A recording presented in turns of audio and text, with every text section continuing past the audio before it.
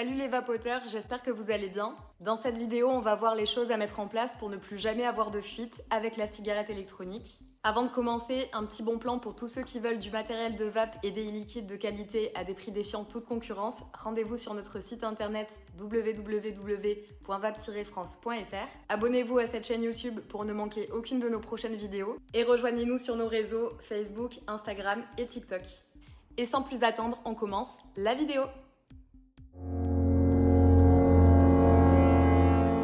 Un des problèmes les plus fréquents avec la cigarette électronique, si ce n'est le plus fréquent, c'est les problèmes de fuite de e-liquide. Alors la première cause peut venir de votre matériel. En effet, dans la vape, il y a deux types de tirage. Le tirage indirect, où on garde la vapeur dans la bouche et on l'inhale ensuite dans les poumons, un petit peu à la manière d'une cigarette classique.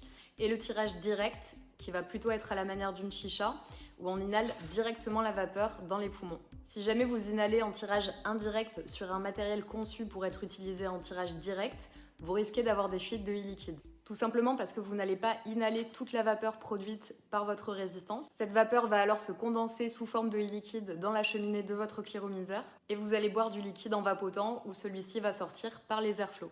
Alors pour éviter ça, il faut avoir connaissance de votre tirage. Si vous êtes en tirage indirect, il va falloir privilégier des résistances avec des plages de réglage allant d'environ 8 à 20 watts.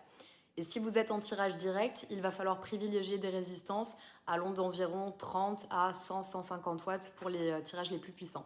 Une autre raison qui peut expliquer les fuites de e-liquide, c'est peut-être que vous ne changez pas assez régulièrement votre résistance.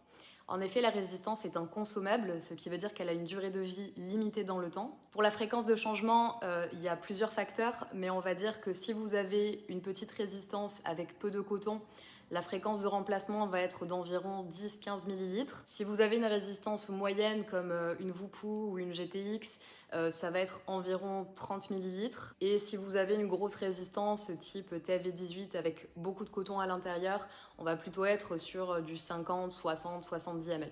Ce qui peut également provoquer des fuites, c'est l'appui involontaire sur le bouton fire de votre box. Ça peut arriver quand vous mettez votre cigarette dans votre poche ou dans votre sac sans penser à l'éteindre. Le bouton peut alors rester appuyé sans que vous vous en rendiez compte, créer de la vapeur qui ne sera pas inhalée et qui par la même occasion va recondenser encore une fois dans la cheminée et finir par fuir soit par les airflows, soit vous allez l'avaler directement. Donc pensez à éteindre votre e-cig à chaque fois que vous la rangez dans votre sac ou dans votre poche. Pensez à nettoyer régulièrement la cheminée de votre réservoir avec un petit peu de sopalin. Vous faites un petit tortillon, vous enlevez le drip tip de votre réservoir et vous venez un petit peu essuyer votre cheminée.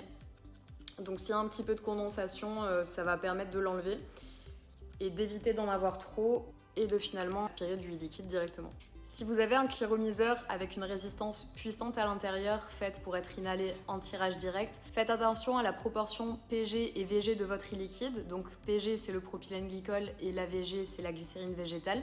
En effet, si vous avez un liquide trop fluide parce que trop de propylène glycol à l'intérieur, cela pourra également entraîner des fuites. Donc, si vous avez un gros réservoir avec un gros tirage, privilégiez les e-liquides, minimum 50-50, voire plus de VG que de PG à l'intérieur. Alors vous pouvez aussi favoriser les cléromiseurs avec un système d'airflow sur le haut, comme le mien par exemple, le Just Nano 2. Parce qu'en effet, en général, les fuites, vous allez les retrouver sur la partie d'aération du bas. Le fait d'avoir un airflow sur le haut, ça va vous permettre de ne pas avoir de fuite. En tout cas, quand elle est posée droite, vous n'aurez pas de fuite, parce qu'avec la gravité, tout simplement, le liquide ne pourra pas sortir. Et le dernier point, un petit peu bonus, c'est pour ceux qui prennent l'avion ou qui se rendent en altitude, en montagne par exemple. Vous allez être confronté au phénomène de pression atmosphérique, pousser le liquide en dehors de votre cléromiseur et qui du coup va entraîner des fuites. Pensez donc à vider votre réservoir avant d'embarquer. Pour vos voyages en avion ou en altitude, privilégiez des petites cigarettes telles que la Clips. Ces petits modèles ont l'avantage d'avoir des cartouches avec des résistances intégrées, ce qui évitera les fuites, même avec le phénomène de pression atmosphérique. Ça vous dépannera le temps de votre voyage et vous pourrez par la suite revaper sur votre matériel préféré. Si vous suivez tous ces conseils, je vous garantis que vous n'aurez plus jamais de fuite sur votre cigarette électronique. J'espère que vous avez apprécié cette vidéo, je vous fais des gros bisous plein de vapeur et je vous dis à très bientôt pour une prochaine revue.